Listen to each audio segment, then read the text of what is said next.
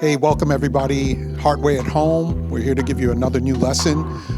Ryan's going to get us in centered prayer. And then Pastor Danny has an amazing message for us today. So I hope you're sitting still for this one.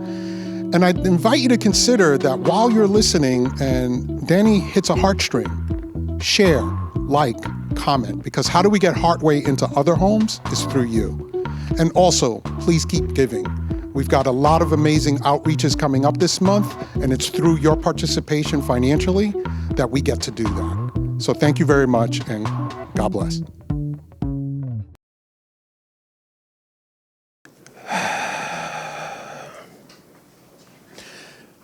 Good morning, Heartway. The Lord is my shepherd, I shall not want. He leadeth me beside the green pastures. He leadeth me beside the still waters. He restoreth my soul. He leadeth me in the path of righteousness for his name's sake. Yea, though I walk through the valley of the shadow of death, I shall fear no evil, for thou art with me. Thy rod and thy staff, they comfort me. Thou preparest a table before me in the presence of mine enemies. Thine anointest my head with oil. Thy cup runneth over. Surely goodness and mercy shall follow me all the days of my life, and I shall dwell in the house of the Lord forever. Psalm 23. Surely goodness and mercy shall follow me all the days of my life. Surely. And I shall dwell in the house of the Lord forever. That last part.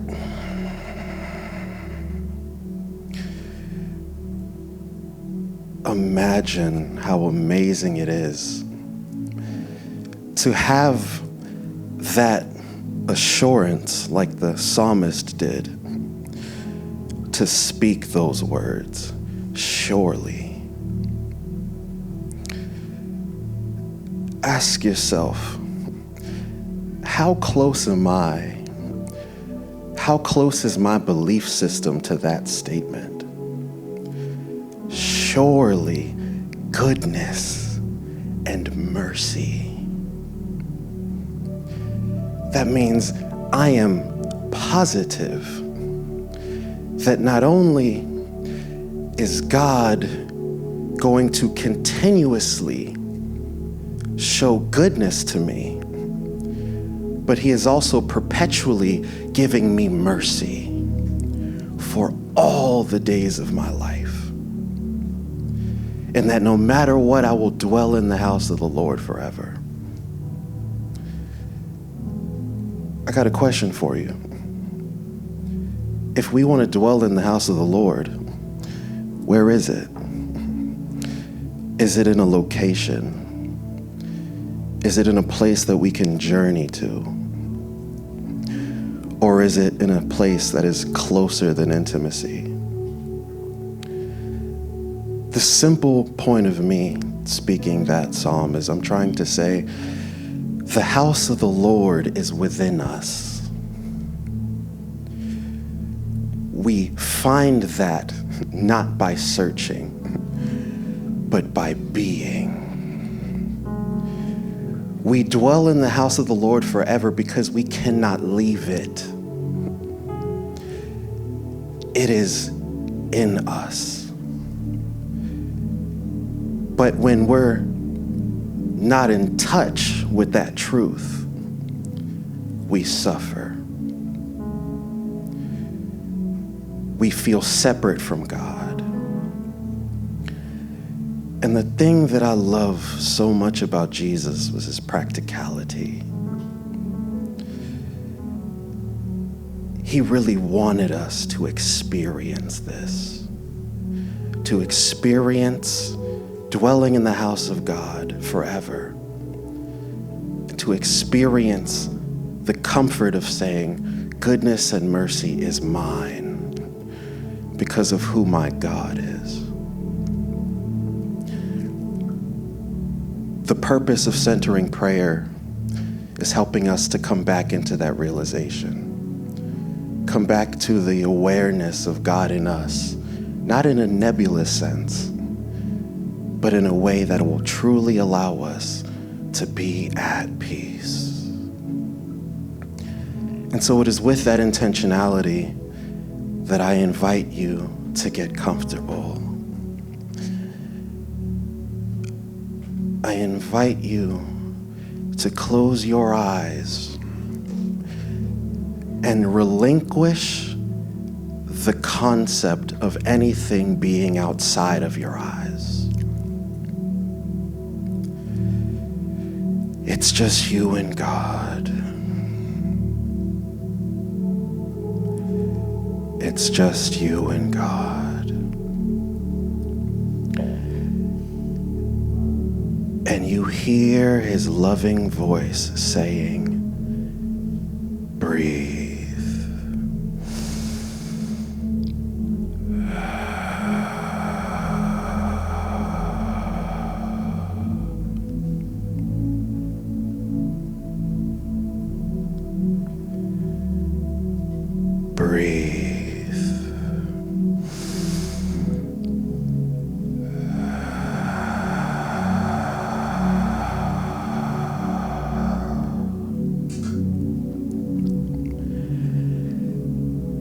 This is an opportunity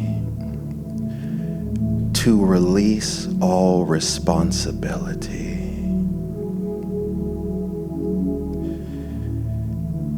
You don't have any bills here. You don't have any enemies. All there is you, God, and your breath.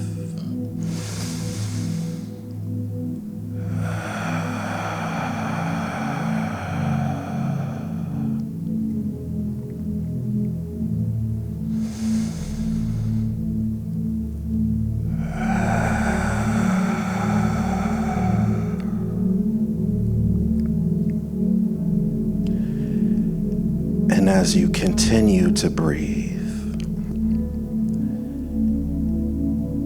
even the concept of you begins to disappear. Now there's just God and breath.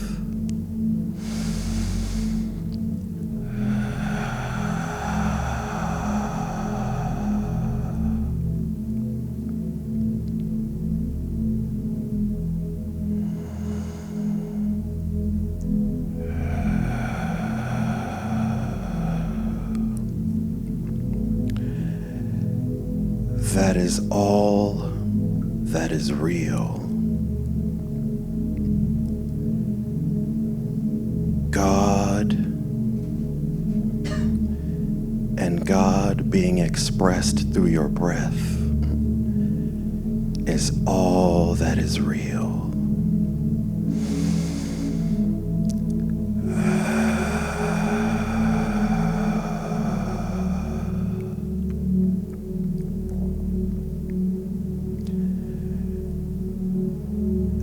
That's so comforting. Because that which is real cannot be threatened. And that which can be threatened is not real.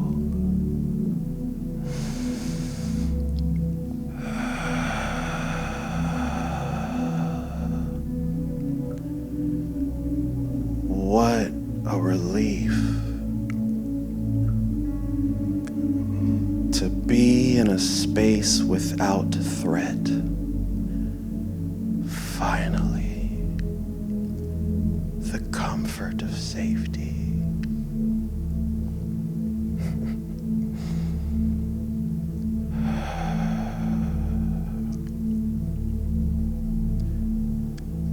Let the breath take over.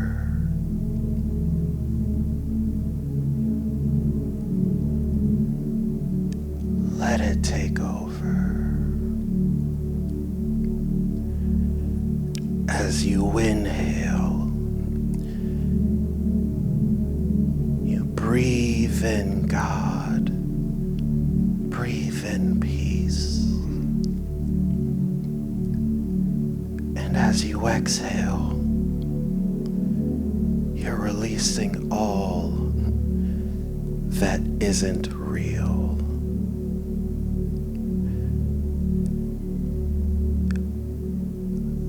Let us do this together.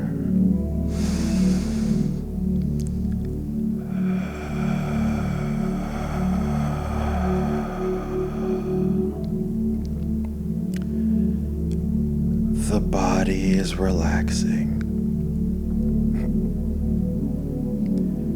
It's not my body. It's just the body.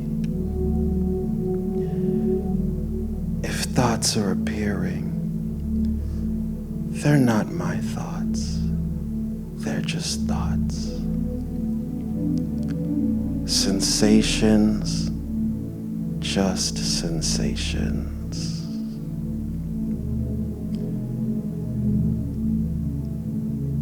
Because none of it's mine, that means I have no responsibility. All there is to breathe in peace.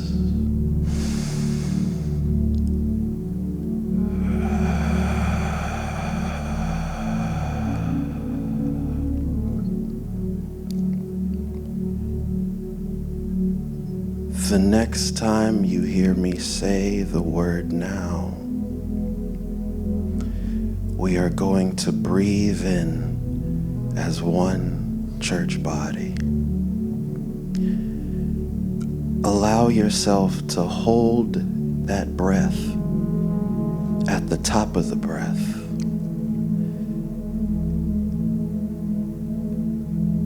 And afterward, slowly breathe it out like you're breathing out of a straw. We are going to do that now.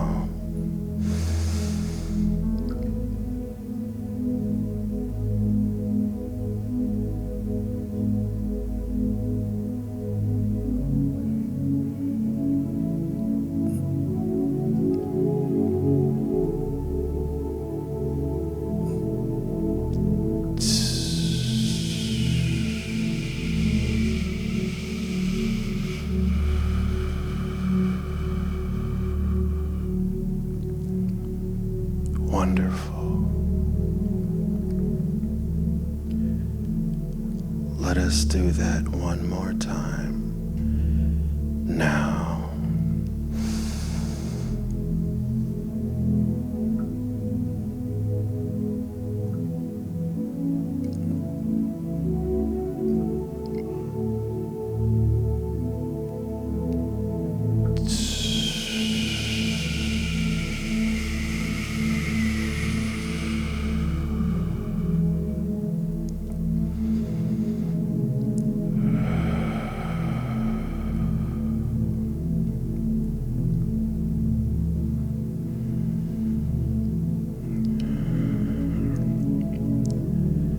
You no longer need to wait to hear my voice speak.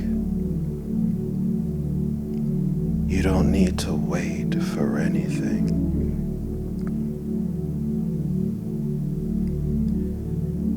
Just be.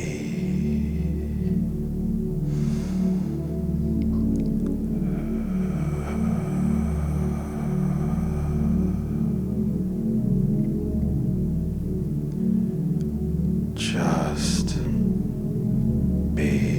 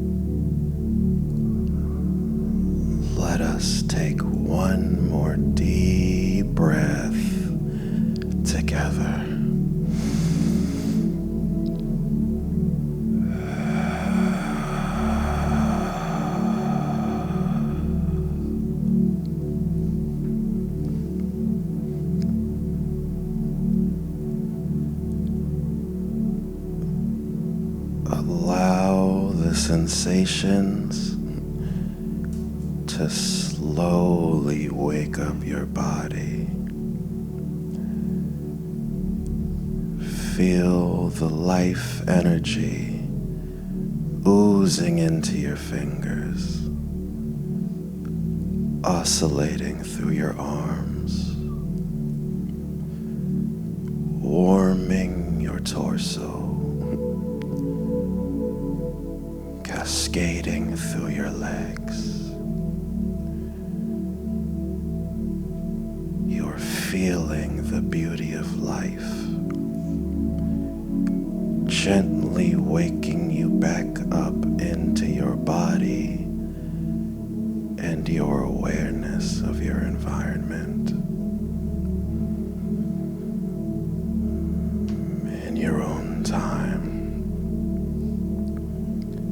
you may open your eyes.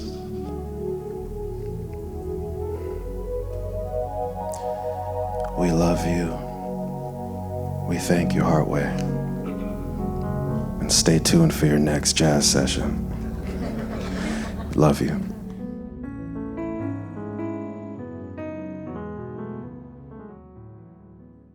What's up, everybody? Happy Sunday. How we feeling? Anybody tired like me? Exhausted from a long week? Why are you laughing at me? I'm gonna start calling you guys out. I love doing that. Hey. All right. So the title of my message today is Stillness is the Way. Very fitting after such a beautiful moment of being still just now. We get to practice being still together on a weekly basis. And it really is the way to peace and groundedness and rootedness in God. Stillness. Stillness. Reflect on what that word means. And more importantly than anything I say today is you taking the time to discover what it is for yourself. Because I can talk about what stillness is, but it's very different for you to experience stillness yourself. And it's very individual. It's very unique to you. You find your own way to become still. So I want to start by looking at this passage of Scripture, Matthew chapter 6, verse 6, where Jesus says, "Whenever you pray, go into your room and shut the door and pray to your Father who is in secret." Now, oftentimes when we think about prayer, we think of asking God for stuff, right? Asking God to bless us, asking God to change a situation, asking God to do this or to do that. And there's nothing wrong with any of those things. Go ahead and bring your request before God like the scriptures say. However, there have always been teachers within all of the great religious traditions, specifically also within Christianity, that have talked about a way of praying and communing with God that goes beyond words, beyond thoughts, beyond images. They refer to it as inner prayer or the prayer of stillness.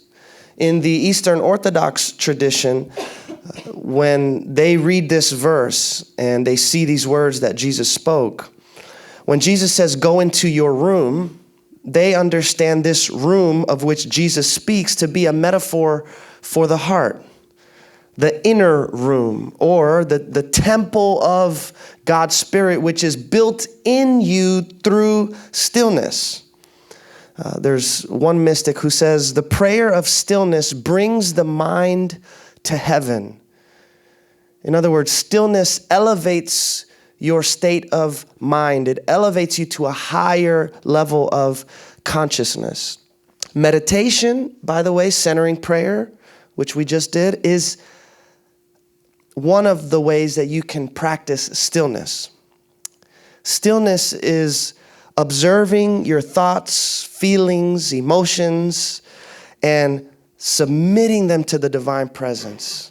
It is noticing your agenda, your plans, your ideas, and submitting them to God. It's a surrendering of the ego and an awakening of spiritual awareness. And through stillness, the reason why this is so beneficial is because through stillness, you come to see the reactivity within you. You come to recognize your patterns. And just by noticing the patterns of your ego, those patterns start losing their power. Because now you are making what is unconscious conscious. When I was in high school, all of my friends used to know that I had big time OCD. I didn't like for anything to be moved of mine. So people, like my friends, would flip my bag. I had all my folders in order. Every paper was exactly where it was supposed to be. And they would flip my bag and I would just get so mad. But they would do it because they knew that it would get a reaction out of me. My friend my roommate in college, he also knew that at that time in my life, I was very OCD. And I would leave every weekend from my college campus to lead worship at a church here in Broward. And my room there was empty. And I would always tell him, don't go in the room, don't touch anything, and especially don't sit on my bed. This guy 10 years later said, bro, I gotta tell you, man, I slept in your bed a bunch of times, bro. Because this guy he was my roommate, but he didn't actually have a bed. He would sleep on the couch. So when I was gone, he was like, this guy's gone, I'm sleeping in the bed. And I'm like, what? Now you tell me this 10 years later? Are you crazy? But the thing is, like, we have certain reactions to things, and it just happens. It's like people press your buttons and something comes out. And people, they kind of learn how to manipulate you on the basis of your reactions, and you do this unconsciously.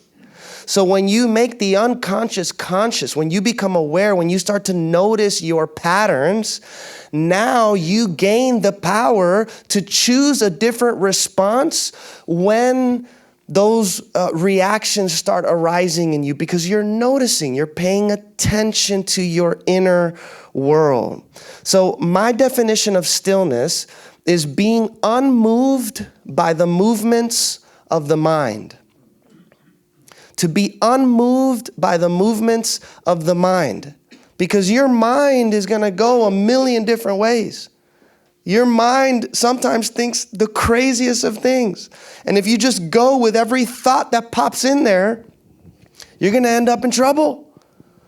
So what would it look like for us to become unmoved by the movements of the mind? Another word for this is non-attachment. It's watching your thinking without becoming attached to it. That is the practice of stillness. That's what we do through centering prayer and meditation. You're just being, just sitting, just noticing what arises. And you will notice how fleeting everything is. It comes and it goes. It comes and it goes. Stillness is the genesis and the beginning of all creativity.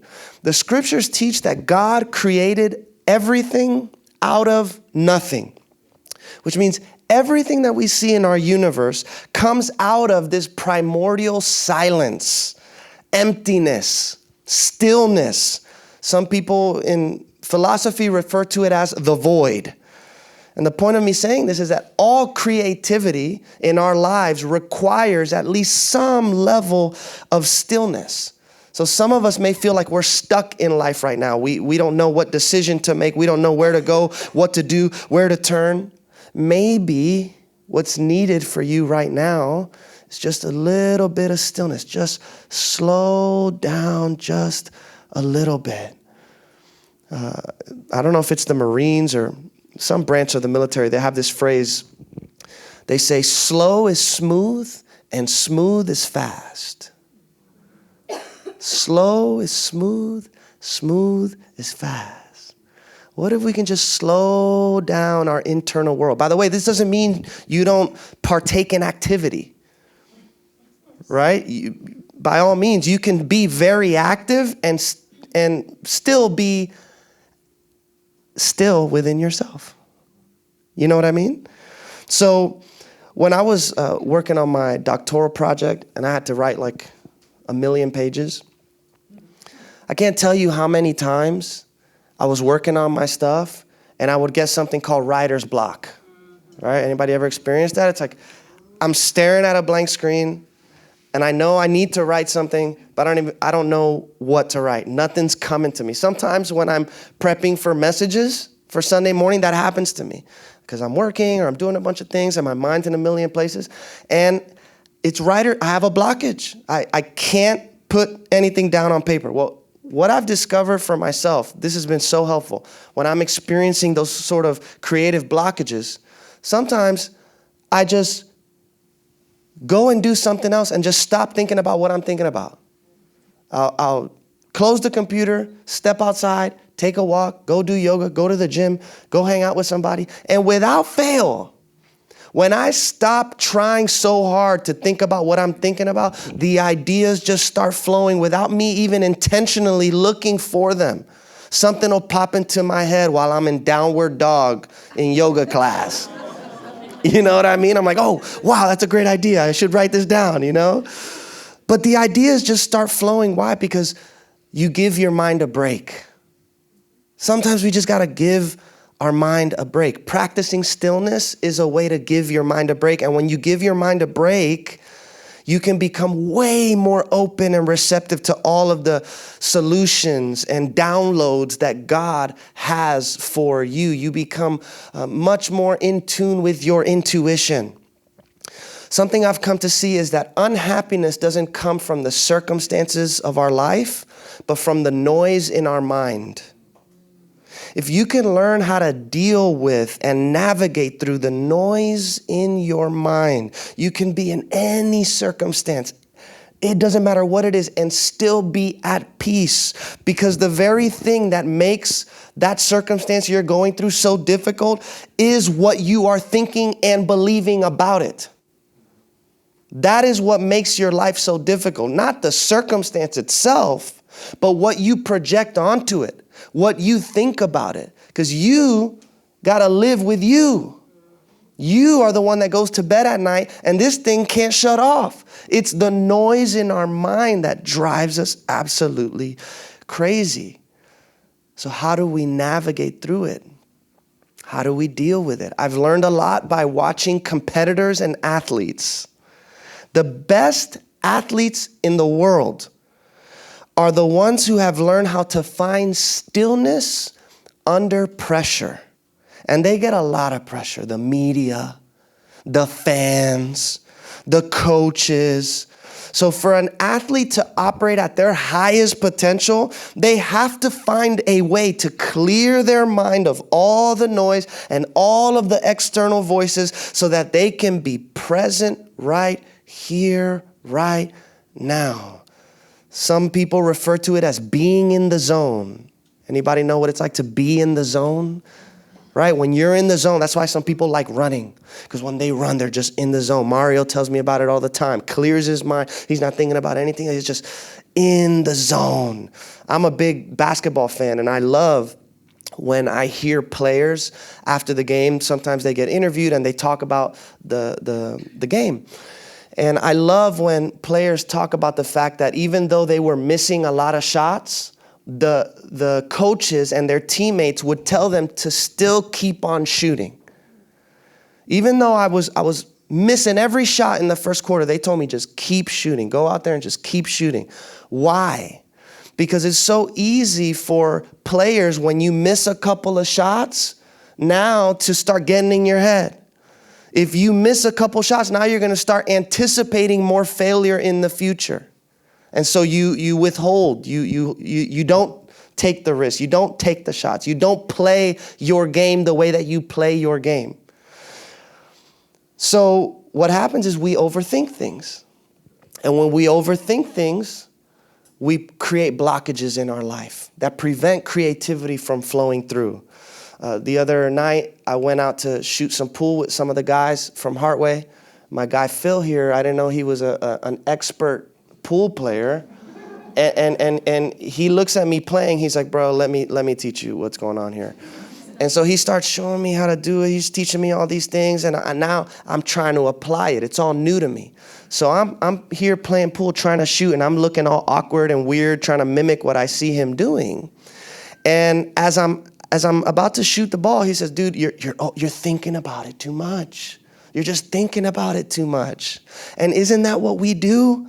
We think about it too much, and then we start getting all awkward and weird, and we don't, you know what I mean? We're not slow and smooth anymore. All of that thinking isn't necessary. If you really take the time to get still and pay attention to what's happening in your mind, you will notice that most of your thinking is repetitive and compulsive and useless, and we rethink the same things over and over and over again, and it gets us nowhere. We get stuck in a nightmare. As you practice stillness, when you notice those old narratives coming up again, now you gain the ability to not give those narratives any power. Thoughts don't have any power in and of themselves. Thoughts gain power when you give thoughts power through your belief. If you don't believe your thoughts, if you don't attach yourself to your thinking, if you don't attach yourself to the narrative, it comes and it goes. It's here one moment and it's gone the next. So what would it look like for you to create moments of stillness throughout your day where you just pause, go within yourself, become aware of your thoughts and your emotions, focus on your breath, practice some self-regulation, come back to the present moment. If you make a habit of this, eventually that stillness can begin to encompass the entirety of your life so that you can be still now. In any activity that you're doing, you can touch that element of stillness within yourself. No matter where you are, who you're with, what you're doing, what's going on in your mind, you can tap into that dimension of stillness within you. Now, stillness does not mean the absence of noise. It means peace in the presence of it, because it's almost near impossible to just shut off our mind. There are actually teachers of meditation who talk about the practice of silencing the mind. And it really is a practice, but it's a very difficult one. And quite frankly, I don't even think it's attainable by most people. And I've tried. You know, good luck to y'all too, because I know I take it serious than most people. Trying to silence your mind is a difficult thing to do, but we can all practice a little bit of stillness, just letting the mind do what it does without attaching ourselves to any of it. Even in the midst of chaos, you can keep stillness inside of you. So think about the ocean, for example. The surface of the ocean can be very chaotic and very wavy, but the deeper you go within it, the quieter and the calmer the water becomes.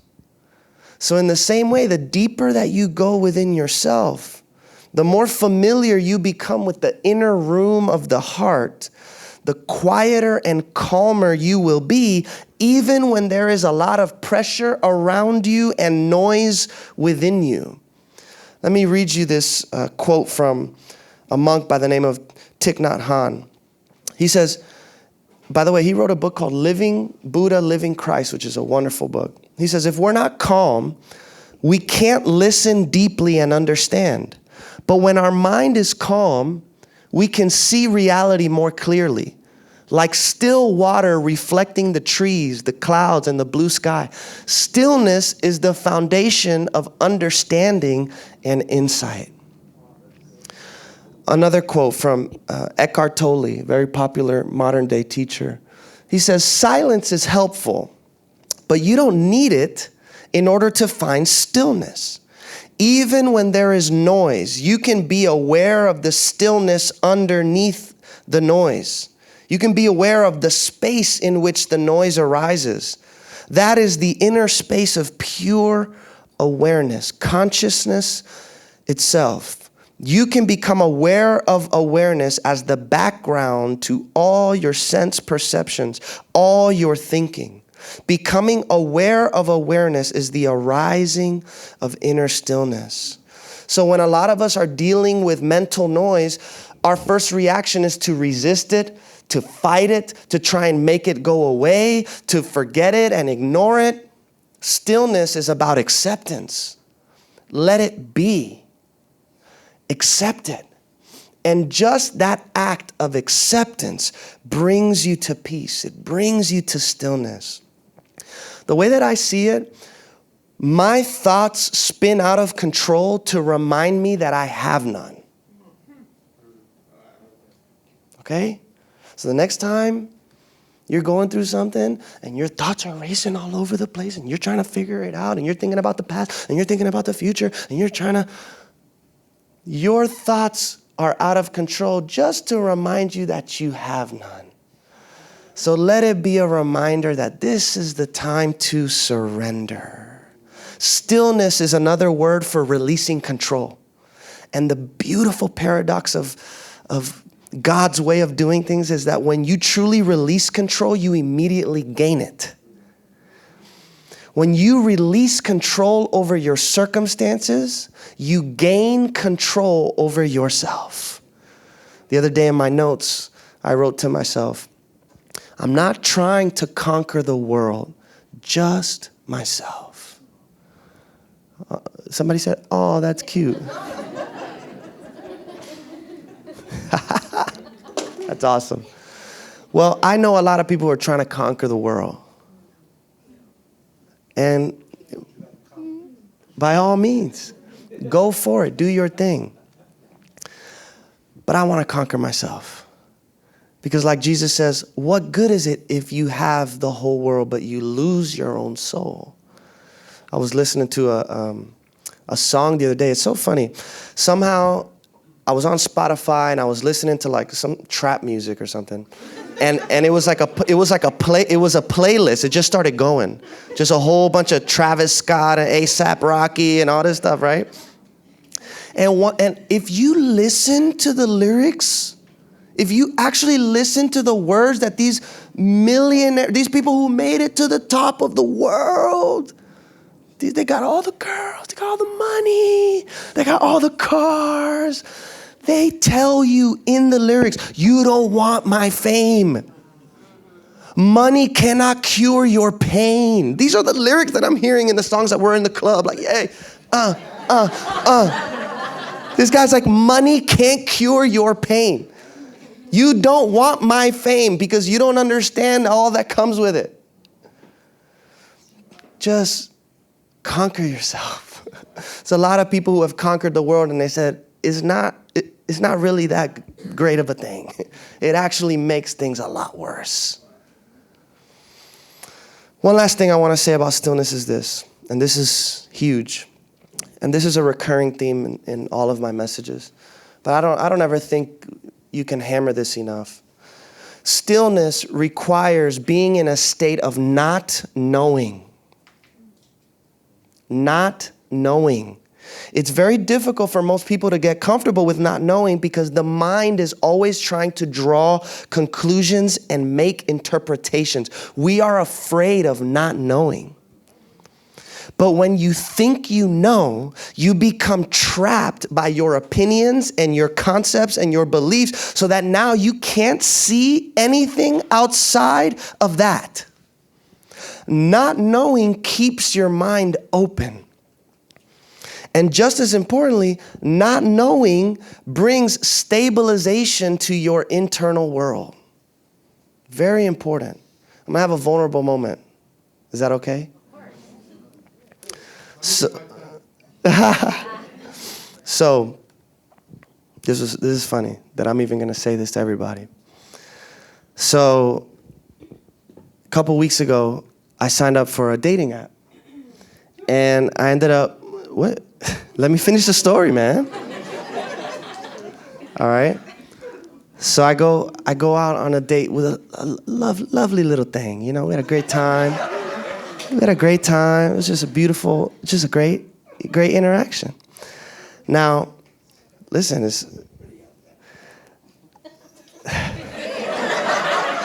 All right, all I'm gonna say is this. All I'm gonna say is this. After this interaction, after this dinner, you know, I honestly, I felt like I was in high school. It was like all my emotions and there, you know, I was very happy. And I went home, and as I laid in bed with all those feelings and emotions and just all the, what happens in your brain, Ryan, when what gets activated? What is this, dopamine or something? All right, yeah, I had a lot of dopamine going on, bro. Yeah, my dopamine was just everywhere. And as I was in bed after that date, I said, I am blinded by my emotion and desire right now. I just said that to myself. I'm like, oh, too bad. It is what it is. What are you going to do? But I was in bed. I was like, I'm blinded by my emotion and my desire. And now it's been, like 5-6 months that I've been alone now after being married for 7 years. And you feel feelings like that. And it's very easy to get into something that is not right for you. It's very easy just to rush into some sort of a situation that really isn't ideal, but you can't see none of the red flags. You can't see any of the issues because you got all that dopamine inside of you and you're excited and the emotions and it's filling the void and all this stuff. Now, thankfully, because I've been in this practice long enough, very shortly after, the thought comes to me, bro, you don't even know this person. Really. It's like, why are you so excited about something? You don't even know them. And guess what? People can say one thing and be something totally different. Hey, I was talking to a guy the other day because now I'm getting a lot of advice from my male friends. I like to see how they approach this. And some of my friends, they got issues, bro. But listen, you know what this one guy said to me? I'm not kidding you. This one guy says to me, he says, bro, all you gotta do is so easy, bro. Yeah, he literally talks like that. He's like, bro, all you gotta do is so easy, bro. You go out with the girls, just listen to what they say, right? Just listen. They're gonna tell you about the last boyfriend, how they messed up everything. Just do the opposite, bro. Just do the opposite, bro. And I'm like, so this guy he probably goes out with these ladies and just tells them everything that they want to hear so that he can get what he wants. You're like, wow, like you didn't know that happens. But that's how it is out here. Isn't that crazy?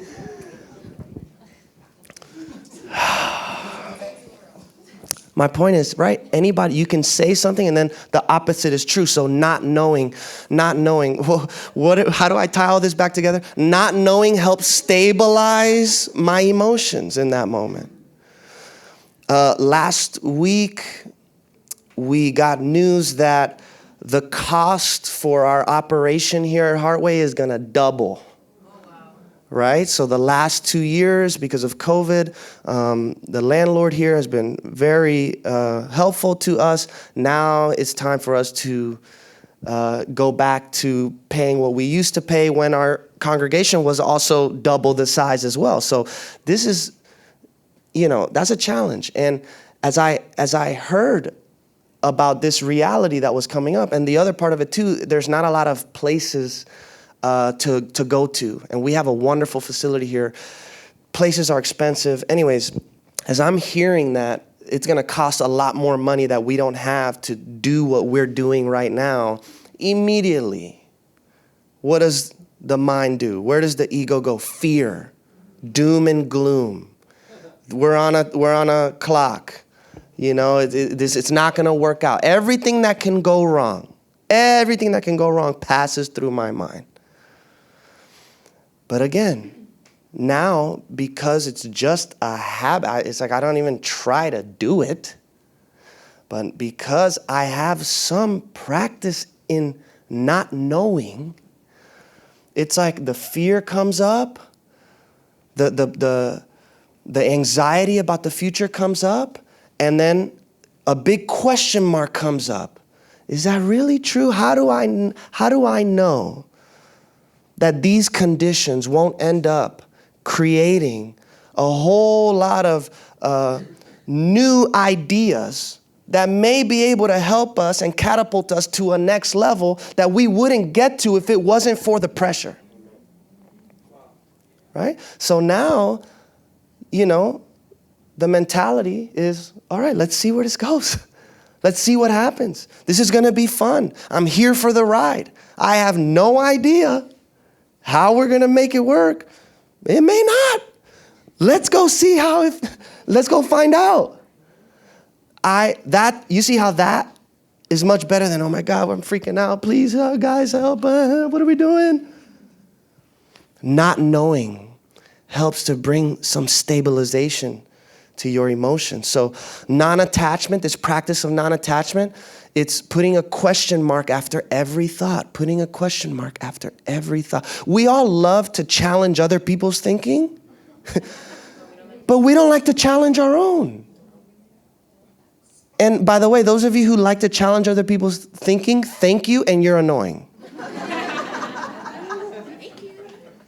I do appreciate it. You're also annoying. What I've come to see is that me challenging my own thinking keeps me busy enough. But we just live as if our assumptions are true without ever really questioning what those assumptions are based on. So I want to leave you with this. I'm going to introduce you to one of my dead friends, an ancient philosopher. If you don't have dead friends that wrote books, you're missing out on life, all right? So this guy, Pyrrho of Elis, he looks kind of like mean, but he was all about like tranquility and freedom from worry and peace. But that sculpture just looks a little odd. Anyhow, Pyrrho of Elis is regarded as the founder of ancient skepticism. Okay, ancient skepticism. Any skeptics, kind of? Not really. You're in church, so you're not really that skeptical. But welcome to Harway, where we're going to teach you how to be a little more skeptical. So this guy used to travel around with Alexander the Great. And he went to India. He met some magi and Eastern wise men who ended up inspiring his philosophy and his lifestyle. And what Pyrrho taught is that for every statement, the opposite of that statement can also be proposed with equal justification. Okay, I'm gonna say that again. For every statement that is made, the opposite of that statement can also be proposed with equal justification. If you need an example of this, politics. Right? No, it's like this. Mask, wear the mask. No mask, we don't need the mask. Whatever. Pick your topic. But everybody has their reasons. Everybody has their justifications. The opposite of every statement that you make as a human being can be equally justified and considered to be true. So in light of this reality, the main principle of his philosophy was the notion of suspending judgment about what is ultimately or absolutely true. What he taught was that we only see things as they appear to us. And things appear to us the way they do because of the way we are. So we are actually ignorant to how things really are, because we can only see things from our limited vantage point. And it is impossible for us to see things without the filter of our past, our experiences, our conditioning, our belief systems. So two people can look at the same thing and come with two different interpretations about what they're looking at. So according to this guy, it is actually impossible to know which opinion is totally right. In fact, what he says is we can't be certain of anything, not even the most trivial of things, like the sky is blue or the shirt is red, because we as human beings may see that shirt and say it's red, but another animal whose lenses are totally different may be seeing a whole different reality. They may be looking at something totally different. Are dogs colorblind? Can they see color? They see different colors, not colors. Okay, so your dog doesn't see your red shirt. So is it red? Who's right? Whose vision is actually accurate? Yours or the dog's? The dog always wins. Now, this is scary for people because now there's no foundation. What do you mean? No certainty? No certainty? No foundation? Welcome to faith. Welcome to surrender, where the foundation is the foundationless, where what you know is that you don't know. And now you live like a child again.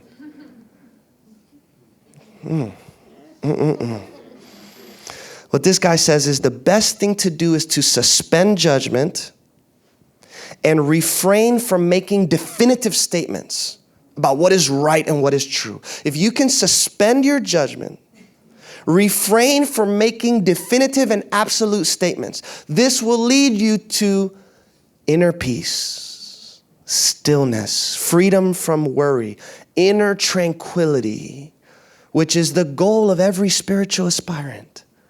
So the key to living a life of inner tranquility is to stop pursuing certainty and final resolution.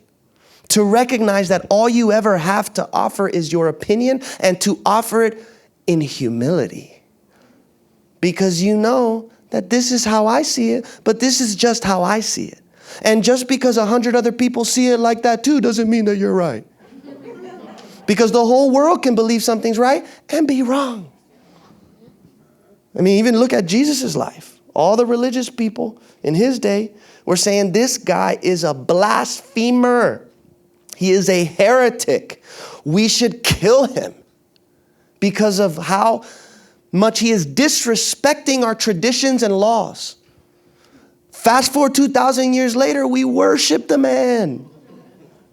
But in his world, everybody thought they were right and he was wrong. What is right and wrong? Now, this doesn't mean now that discussion is shut down. No, this opens up discussion because that means now there's no final resolution to the discussion. So the discussion just keeps going. The discussion just keeps going. Why is this so important? Because in our desire to know and understand and control, we begin to mistake our opinions and our viewpoints for the absolute truth. The ego loves to say, this is the way it is. But the reality of it is the way that you interpret your life, the way that you interpret someone else's life and behavior, however you may be judging the situation that you're in right now, is no more than just a viewpoint. And that viewpoint is one of many possible perspectives. So stay open. And this is why, as I've mentioned before, I am the ultimate pragmatist. Because for me, if knowledge really is relative, if the hope for final certainty is impossible for us to capture, I forgot what I was going to say. Must not be that important. Not knowing, guys.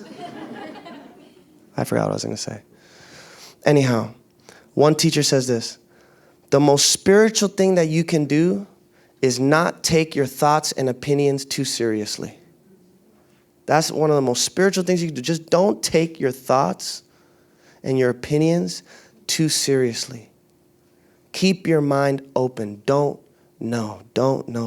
That is the way you find stillness. All right, let me pray. God, we're so grateful that even though we may not be able to capture with certainty the nature of the way things are, that we can trust in you, that we can release and surrender our lives into your hands. Help us to be still. The scriptures say to be still and know that you are God. May we be able to embody this stillness and discover the peace that only you can bring. In Jesus' name we pray. Amen. All right, everybody. Thank you for being with us. Love you. Don't forget to sign up for the outreach event online. Hope to see you guys there. God bless.